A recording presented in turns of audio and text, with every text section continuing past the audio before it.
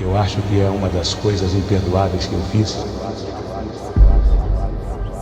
Deus do céu, como esse homem infeliz. Eu não tenho medo da morte. A única coisa que me mete medo é a doença.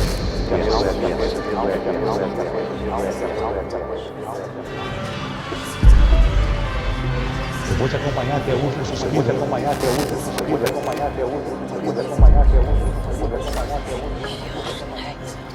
Eu fui dono de televisão porque os donos de televisão fecharam as portas para mim.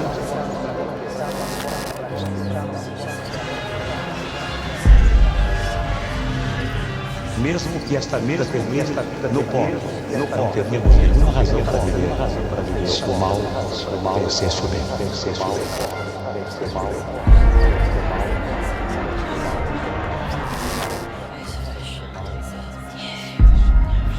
Eu sinto, não sei porquê, sinto que eu já tive outras vidas e que outras vidas terão outras vidas.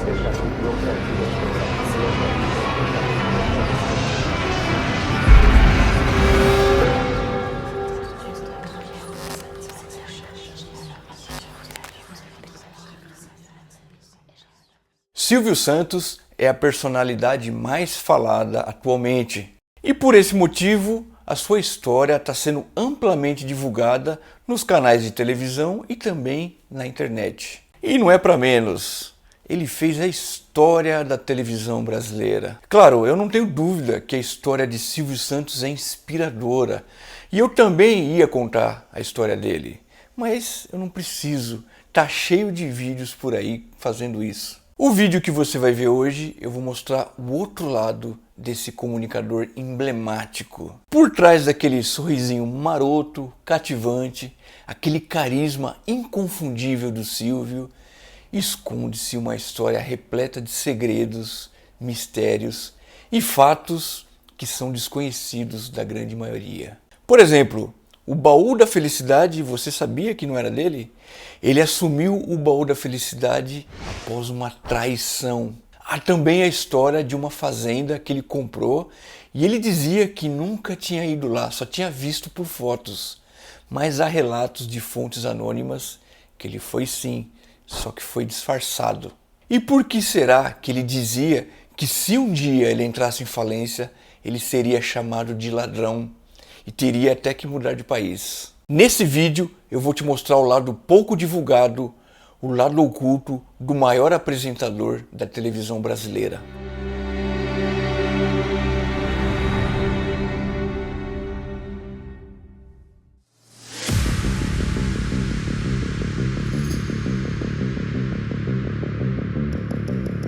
Silvio Santos, ou melhor, Cenoura Bravanel, nasceu em 12 de dezembro de 1930, no coração do Rio de Janeiro.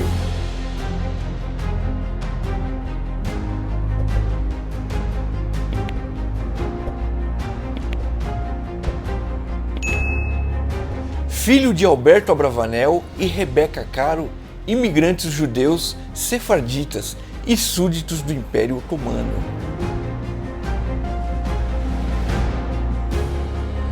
Silvio cresceu ao lado de seus 5 irmãos, Beatriz, Perla, Sara, Leon e Henrique. Desde cedo, demonstrava com naturalidade a arte da persuasão e do convencimento. Ele dominava o poder da comunicação, além de ser um estrategista. Habilidades estas que o acompanharam por toda a sua vida.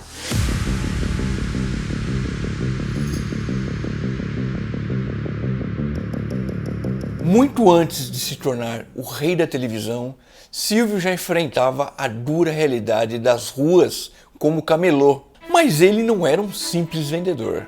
Com apenas 14 anos, já demonstrava desenvoltura para se esquivar de obstáculos e adaptar-se a qualquer situação.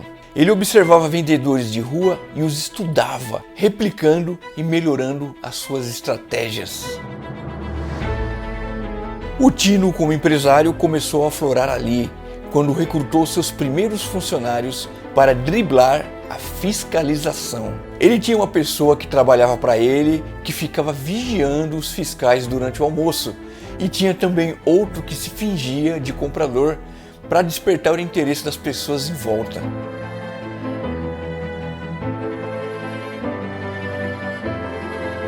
Foi malandrão aí esse Silvio, hein? E não é só isso não, ele fazia mágicas para atrair e cativar o público, para aí então apresentar e vender os seus produtos, mostrando desde cedo que a sua mente sempre estava um passo à frente. Essa capacidade de improvisação não era apenas sobrevivência, era o início de uma vida repleta de estratégias. E muitas dessas estratégias ele usou na televisão, como vocês ainda vão ver nesse vídeo. Foi numa dessas ocasiões, nas ruas do Rio de Janeiro, quando ele ainda era camelô, que ele foi abordado por um dos fiscais, que percebeu o seu potencial como comunicador e disse a ele que uma rádio estava contratando locutores.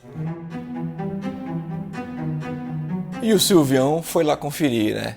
Era uma vaga para atuar como locutor na Rádio Guanabara. E adivinhe, o Silvio ficou em primeiro lugar. Alô, bom dia, dona de casa, muito bom dia. Alô, empregadas domésticas, bom dia. Vocês vão bem? Bom dia. Eram mais de 200 candidatos, inclusive até o saudoso Chico Anísio estava participando, que ficou em quarto lugar. Garotada boa do meu Brasil. Tô sem voz hoje. Deve ser pigarro. Mas ele ficou só um mês na rádio. E sabe por quê? Porque como camelô, ele ganhava em um dia mais do que ele ganhava o mês inteiro na rádio. E aí o que aconteceu? Caiu fora, né? Voltou para as ruas como camelô. Ou seja, ele olhava o que dava mais lucro para ele. Já tinha a visão de empreendedor. Inclusive, ele mesmo já disse que só foi empregado uma única vez na vida dele, que foi na Rádio Guanabara.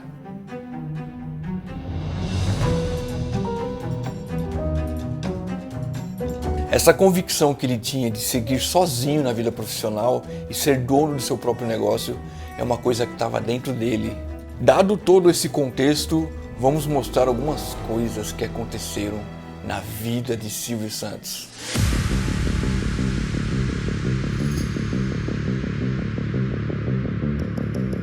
E como eu falei no começo do vídeo, qual que foi a traição que estava por trás do baú da felicidade? O baú da felicidade todo mundo conhece, né? Vai me dizer que você não conhece. A felicidade já bateu a porta de mais de 100 cidades de norte a sul do Brasil e já deu milhares de prêmios e mais de 100 carros para os clientes do baú. A cada mensalidade paga do seu carnê, na urna gigante ganhe grátis também o carteirão do baú com 1 bilhão. Compre já o seu carnê do baú. Nessas idas e vindas, Silvio Santos veio morar em São Paulo, nas proximidades da Rua Aurora, ali perto da Santa Ifigênia. Há 20 anos atrás, quando eu cheguei em São Paulo, sem saber o que fazer, e com uma mala de roupa. E ele chegou a ter um bar naquela região. E apesar de ter o bar, ele ainda era envolvido com essas questões de apresentação em rádios. A Rádio Nacional precisava de um locutor porque o que estava trabalhando ia se casar. E eu então fiz um teste e depois de terem sido testados 40 ou 50 candidatos de São Paulo, eu consegui um contrato de 3 meses de experiência para ver se a Rádio Nacional me aceitava. Só que ao invés de ser funcionário das rádios, ele alugava o espaço dele.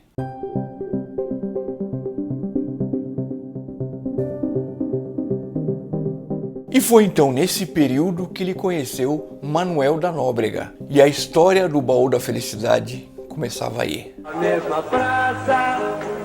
O baú da felicidade foi criado por Manuel da Nóbrega e ficava ao lado do Hotel Otton, na rua Líbero Badaró, no centro de São Paulo. Em frente onde é a prefeitura, ali tinha um hotel chamado Otton Palace Hotel. Ali embaixo era o escritório do baú. E começou com uma ideia muito simples: fornecer um baú repleto de produtos em troca de pagamentos mensais. Se tratava de pagar alguma coisa para receber no final do ano. Então a pessoa ia pagando lá seu carnezinho mensalmente, no final do ano ele recebia um baú que era o baú da felicidade. O Nóbrega deveria entrar com a publicidade com o nome dele. Muitos pais participavam disso pensando nos seus filhos, porque uma das coisas que o baú ofertava era brinquedos. Mas o que parecia ser um negócio promissor passou por uma grave crise financeira. E tudo isso por causa de uma traição. E ameaçou a desaparecer por completo nas sombras do esquecimento. O que aconteceu é que Manuel da Nóbrega tinha um sócio, Walter Schetter, que era chamado de alemão. O baú foi mais uma aventura do Nóbrega, que foi procurado por um senhor chamado Walter. Esse Walter tinha uma boa ideia, a ideia de fazer um baú de brinquedo. E Manuel da Nóbrega dizia que não levava jeito para os negócios. Então, ele confiava o baú da felicidade totalmente na mão do alemão. Então quem cuidava era o alemão. Era o alemão. Tá. Meu panela. Somente muito tempo depois que Manuel da Nóbrega descobriu que o alemão estava traindo ele, estava passando a perna nele naquele negócio. Tava uma bagunça. O cara tinha dado um golpe. O alemão vinha desviando o dinheiro e não entregava as mercadorias, levando o negócio à beira da falência. E aí bateu o desespero em Manuel da Nóbrega, que recorreu à ajuda de Silvio Santos. Meu pai precisava de alguém de confiança para tomar conta daquilo. Ligou para o Silvio. Como ele convivia com o Silvio Santos, ele percebeu que Silvio Santos levava jeito para os negócios. Por isso ele pediu ajuda dele. Silvio, ao analisar a situação, enxergou o que ninguém mais via: o potencial do baú da felicidade. Mas aí eu percebi que aquilo era um bom negócio, que bem administrado poderia fazer sucesso. E eu então falei com o Nóbrega se ele queria que eu continuasse lá e que nós ficaríamos sócios. Com uma administração estratégica, ele acreditava que poderia transformar aquele empreendimento decadente em uma mina de ouro. E foi o que ele fez. Ele mudou um monte de coisa. Inclusive, ele falava que o baú da felicidade era um baúzinho feio, parecia um caixão de defunto. Após tudo isso acontecer e o Silvio reerguer o baú da felicidade, aconteceu uma coisa inédita. Quando tem que dar certo uma coisa para uma pessoa, dá certo mesmo, né? Olha só o que aconteceu. Como forma de gratidão, Manuel da Nóbrega deu o baú da felicidade para o Silvio Santos. Aí meu pai disse: olha, Silvio, você já me tirou do buraco, fica com tudo, não quero nada, fica para você. Ele transferiu a propriedade do negócio para o Silvio em 1959. Agora, nas mãos de Silvio Santos, o baú da felicidade recomeçou num novo endereço, um endereço mais modesto, na rua 13 de Maio, em São Paulo.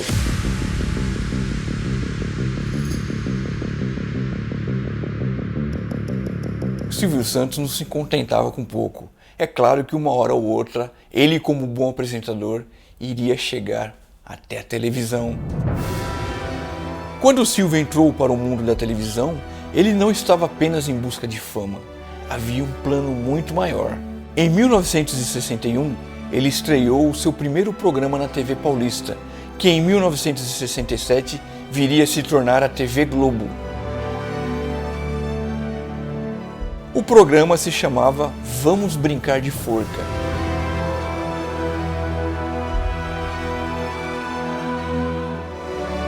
Que mais tarde viria a se chamar Programa Silvio Santos.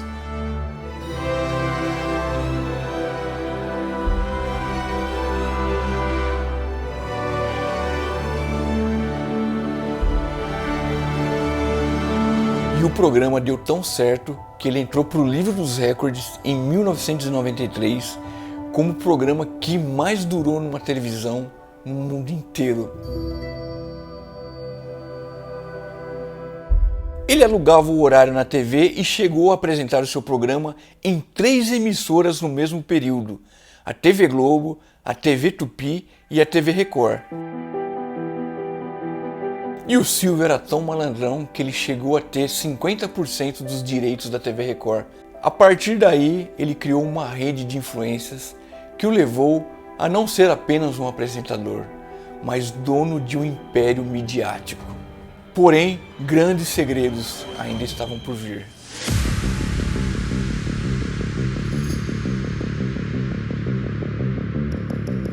Mas na verdade, Silvio Santos nunca desejou ter um canal de televisão. A sua essência era, acima de tudo, voltada para ser um apresentador, um mestre da comunicação. Mas o destino, moldado pela ganância e pelo poder de outros, o forçou a tomar uma decisão drástica. Se queria continuar a encantar o público, teria que criar o seu próprio império televisivo. Eu não nasci dono de televisão. Eu fui dono de televisão porque os donos de televisão fecharam as portas para mim. E eu então, quando Se fecha uma porta, Deus abre uma janela. Fui obrigado a ser dono de televisão, a comprar 50% de ações. Eu não nasci dono de televisão, nasci animador de programas. Continuaria sendo animador de programas se os homens não fossem tão vaidosos, tão poderosos. O que parecia ser uma escolha, na verdade, foi uma imposição do mercado, um movimento desesperado para não ter as suas portas fechadas pelos poderosos que temiam a sua ascensão. Até que, em 1976, o Silvio Santos funda a TV Estúdios, mais conhecida como a TVS, no Rio de Janeiro.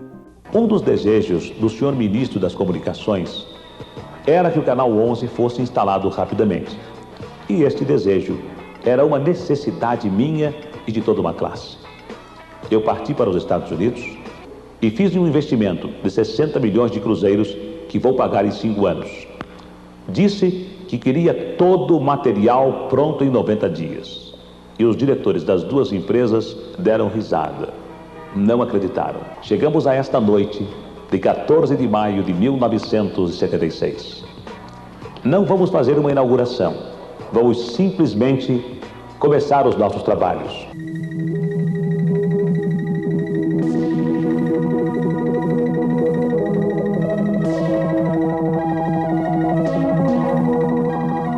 E aí, pouco tempo depois, a TVS também foi inaugurada em São Paulo.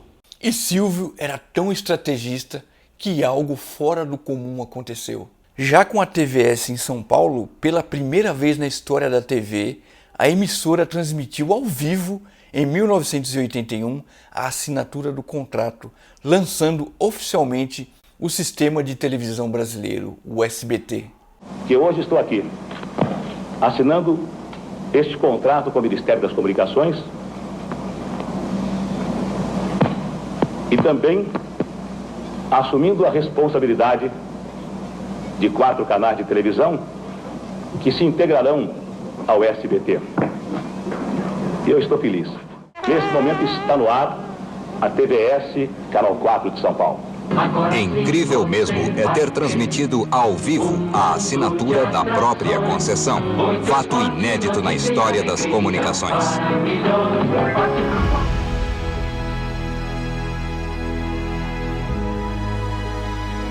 E o seu programa passou por vários locais, como os estúdios da TV Excelsior, o Teatro Silvio Santos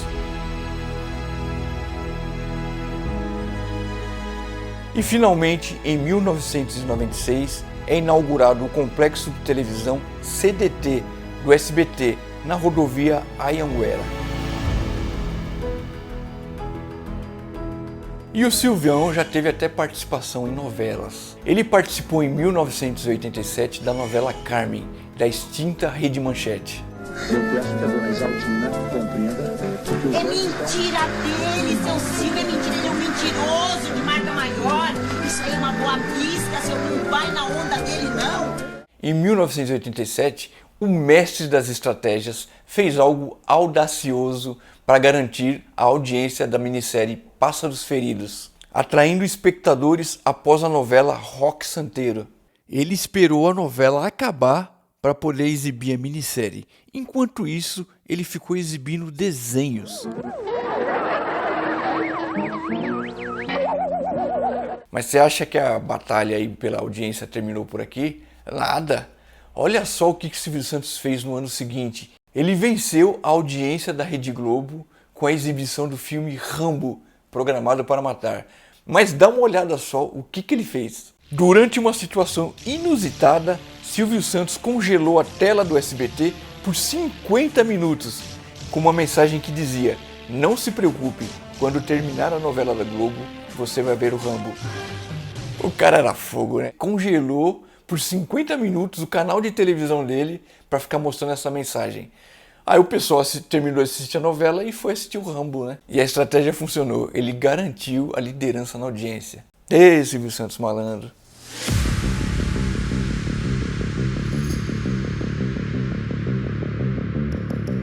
Vejam só outra questão que guarda um pouco de mistério, de segredo aí também. Silvio Santos, conhecido por sua generosidade, sempre sorteava prêmios para os seus telespectadores. E esses prêmios foram aumentando de valor, até que ele chegou a sortear carros. Para que isso fosse viável, ele teve que comprar sua própria concessionária de veículos, a Vimave.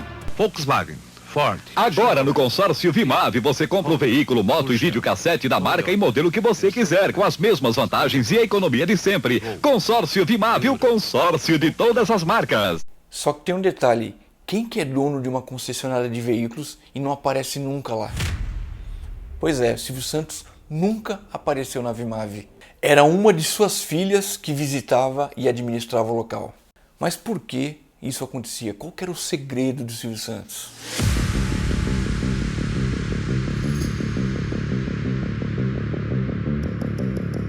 Mas nos bastidores dessa imensa fortuna ainda há uma história ainda mais enigmática. Silvio adquiriu uma fazenda em Goiás chamada Tamancavi, supostamente para obter incentivos fiscais. E ele sempre afirmou que nunca visitou a propriedade, conhecia apenas por fotos.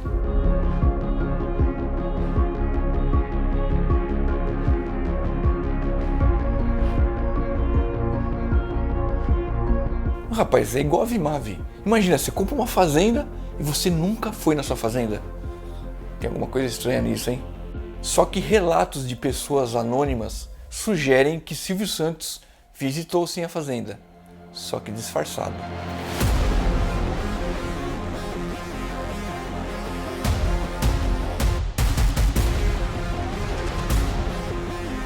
Mas o que ele queria esconder com isso? E por que mentir sobre a sua visita? Qual era o motivo disso? Só que rumores ainda mais sombrios falavam que até trabalho escravo tinha nessa fazenda.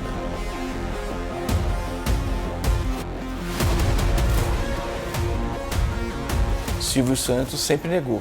O que realmente ele sabia sobre esses relatos em suas terras? E por que ele negava que aparecia por lá? Será por causa desses supostos trabalhos escravos? E você lembra bem o nome que eu falei da fazenda, a Fazenda Tamancavi. Você que já acompanhou um pouco da trajetória do Silvio Santos na década de 80, você já deve ter ouvido falar desse nome, Tamancavi. Juros baixos, inflação zero, preços congelados. É a hora de comprar na Tamancavi. Máquina de costura Singer Zig-Zag, prestações iguais de 302 cruzados, kit grátis. É hora de comprar. Tamancavi foi uma rede de lojas que anunciava no programa Silvio Santos. Para mim, era apenas a divulgação dessa rede de lojas no programa dele. Mas depois dessa pesquisa, agora as coisas parecem que fazem sentido, né? Eu acho que ele também mantinha negócios com a loja de imóveis Tamancavi. Isso é, será que não era dele, né? Vai saber.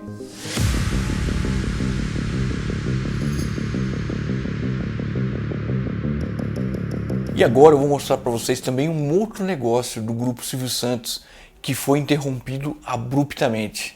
Em meio a tantas empreitadas, Silvio Santos também tentou deixar sua marca na saúde, com a criação do CLAM, a Clínica de Assistência Médica. Eu sei que o senhor já tem um plano de saúde, mas pode comprar o meu. Se o senhor for melhor... No meu plano existem convênios. No meu também. Inclusive unidades próprias com controle total do atendimento. Mas quanto ao número de consultas? No meu plano não há limite. Nem de consultas, nem de exames. Ah, mas isso deve ser caríssimo. Absolutamente. Quer comparar? Mas e a carência para as consultas? Acaba na primeira mensalidade. É mesmo?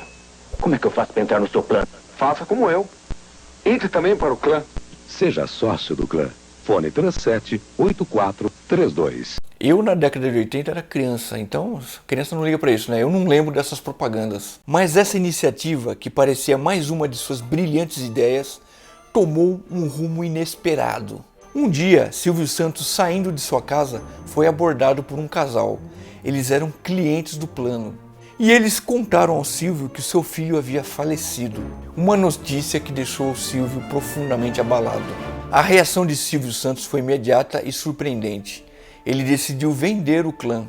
O que será que passou na mente do Silvio Santos quando ele se deparou com aquele casal e com aquela notícia? Mas tem uma explicação para isso. Ele contou uma vez, numa entrevista que ele deu, saiu até no jornal, ele contou esse episódio, que o casal abordou ele e tal, e ele falava o seguinte: quando ele distribuía brinquedos, distribuía prêmios, se a pessoa reclamava, ele devolvia o dinheiro ou trocava a mercadoria, mas nesse caso aí, o casal reclamou da morte do filho. Aí ele pensou, Os brinquedos, os prêmios eu devolvo, mas é a vida de uma pessoa.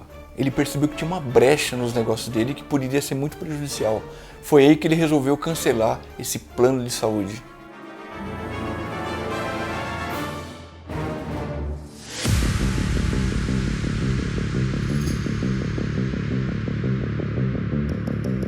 Em 2001, Silvio Santos passou pelo seu pior pesadelo. Em agosto de 2001, sua filha Patrícia Bravanel foi sequestrada. O homem que sequestrou Patrícia Bravanel mostrou ser um bandido frio, capaz de ações inesperadas. A perseguição a Fernando Dutra Pinto começou ontem à noite e mobilizou dezenas de policiais. Foi aqui que Fernando Dutra Pinto, o mentor do sequestro de Patrícia Bravanel, se hospedou na terça-feira à noite, um dia depois do pagamento do resgate. Eu tava indo pra faculdade, saindo, eles me pegaram na garagem. Na segunda-feira ele falou, hoje você vai embora, não importa se você pagar o resgate ou não, hoje você vai embora. Quero só agradecer a vocês a compreensão, agradecer a vocês o tratamento que vocês deram a esse caso. Eu prometi através de uma carta que quando tudo estivesse resolvido, a Patrícia daria a entrevista e responderia as perguntas.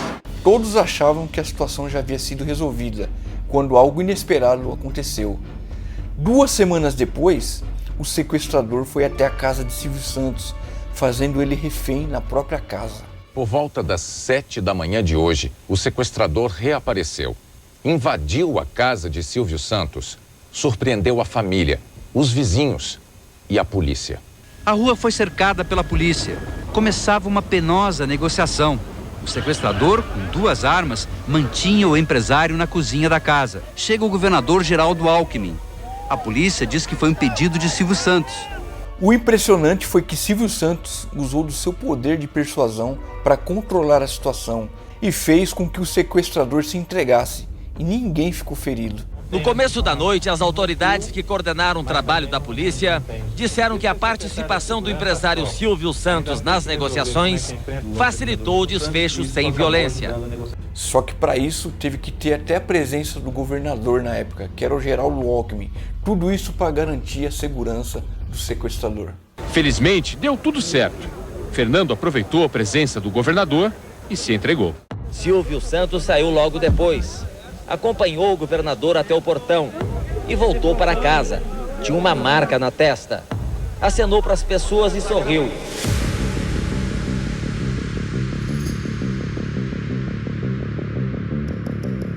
Outro mistério que envolvia a vida de Silvio Santos era a sua fortuna. Quando ele era questionado, ele sempre dizia que não sabia quanto dinheiro ele tinha. Será que isso era verdade ou apenas mais uma peça cuidadosamente colocada em seu jogo de segredos? Hoje todo mundo ostenta pelas redes sociais, até quem não tem nada tenta ostentar alguma coisa. E Silvio Santos era o contrário. Apesar de ser bilionário, ele sempre dizia que não sabia sua fortuna, não sabia quanto tinha e não ostentava.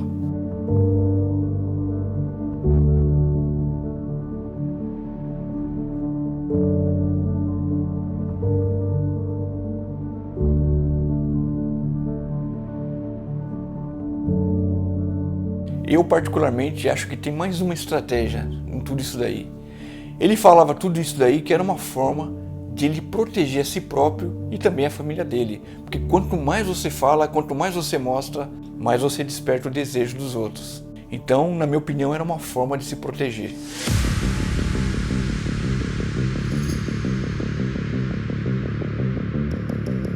Mais uma vez, nessas reviravoltas do mundo empresarial, em 2010, algo que iria abalar o império de Silvio Santos. Descobriu-se um rombo financeiro gigantesco no Banco Pan-Americano, braço financeiro do Grupo Silvio Santos. Veio à tona fraudes nas carteiras de crédito que ocorriam desde 2006, envolvendo 17 funcionários do banco. Uma fraude arquitetada para inflar a contabilidade do então Banco Pan-Americano e assim garantir bônus poupudos para a diretoria. Dessa forma que a Procuradoria da República definiu a ação de um grupo de 9 executivos do banco na fase final do processo. Os condenados foram Rafael Paladino, ex-diretor superintendente do banco, Sebastião Sandoval, ex-presidente do Conselho de Administração, e Adalberto Savioli, ex-diretor de crédito. Para regularizar toda essa situação, Silvio Santos deu como garantia várias empresas, incluindo o SBT. Ele deu suas empresas como garantia, inclusive o Sistema Brasileiro de Televisão. Agora, com o banco vendido, ele diz que não corre mais perigo de perder qualquer empresa. O Grupo Silvio Santos não tem mais nenhuma dívida com o Fundo Garantidor. Não tem. As minhas empresas que estavam como garantia, elas foram liberadas. A crise foi resolvida com a venda do banco para o BTG Pactual. Por meio de nota, o banco BTG Pactual informou a compra da totalidade de ações do Grupo Silvio Santos no Banco Pan-Americano por 450 milhões de reais. Mais uma vez entra em cena o estrategista Silvio Santos resolvendo um problemaço.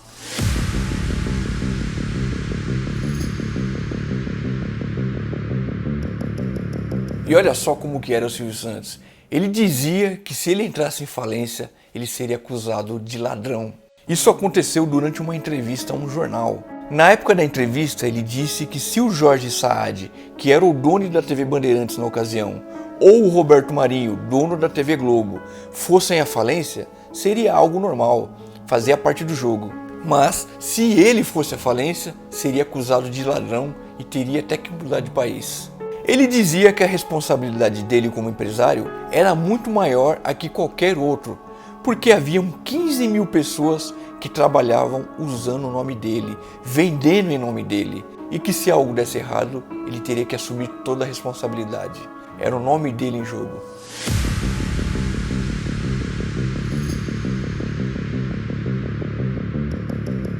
Frequentemente, o homem do baú se envolvia em polêmicas por ser direto e reto. Chegou a ser repudiado pela Federação Israelita por causa desse episódio. Como se chama o pai do Adolf Hitler? Quero ver, vai embora. Vai. E agora, como se chama o pai do Adolf Hitler? Ninguém sabe. Ninguém sabe. Adolf Hitler. Ninguém sabe. Heil Hitler. Heil Hitler. Também tomou um processo da mãe de uma criança que participava do programa. Tava tudo indo bem na brincadeira, até que no final, o Silvio Santos fez uma pergunta indevida para a criança. Ô Débora, o que você acha melhor? Sexo, poder ou dinheiro? E quem não conhece uma das músicas mais famosas do programa Silvio Santos? Lá, lá, lá, lá, lá, lá. É melhor não cantar não. Tá bom. O autor da música, Arquimedes Messina, disse que nunca recebeu um centavo enquanto Silvio ganhava milhões usando a música por décadas. Outra composição do Messina é a abertura do programa Silvio Santos, né? Exatamente. E é uma coisa que ele usa até hoje, há anos que ele usa essa abertura, foi você que criou.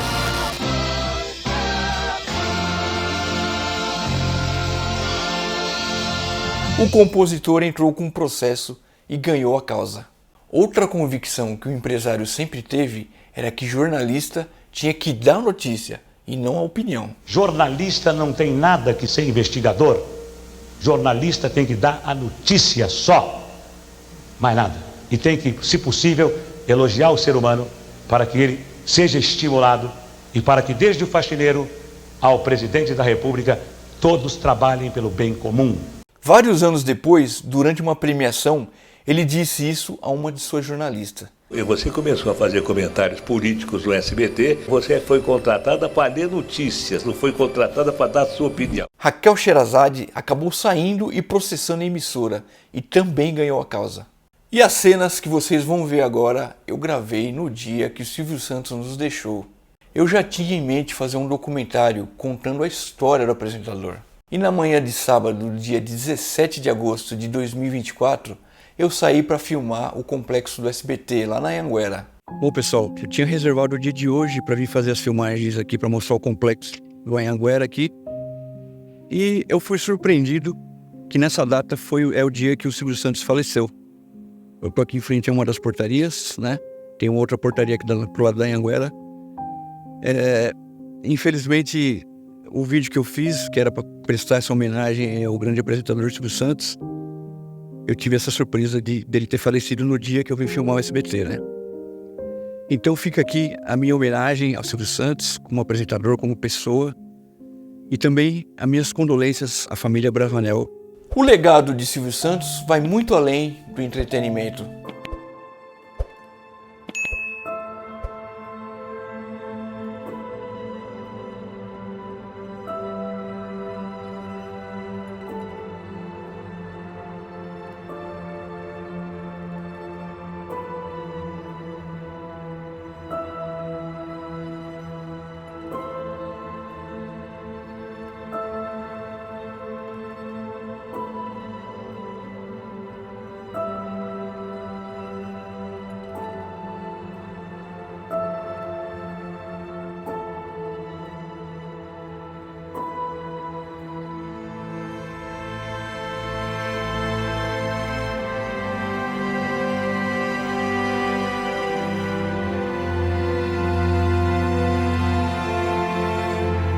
Eu gostaria que você deixasse aqui nos comentários uma palavra ou uma frase que resume quem foi Silvio Santos na sua opinião.